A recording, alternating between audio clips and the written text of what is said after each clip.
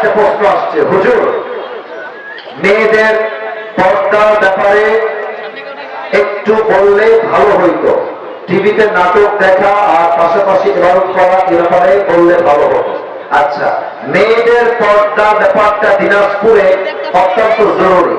আমি দেখেছি অনেক মহিলা, অনেক নারী দিনাজপুরে রাস্তাঘাটে শাড়ি পরে, থ্রি পিস পরে নরমালি দাঁড়িয়ে থাকে মুসলমান ঘরের মেয়ে হয়েও। এটা অত্যন্ত লজ্জাজনক বিষয়।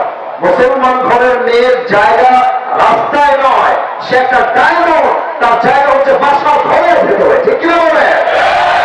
আমি মনে করি যেই মেয়ের আজকে রাস্তাঘাটে বোরকাবিহীন বের হয়, রূপ দেখিয়ে বেড়ান, আপনি ইসলামকে বোঝেন নাই, আপনি নিজের মূল্য বোঝেন নাই।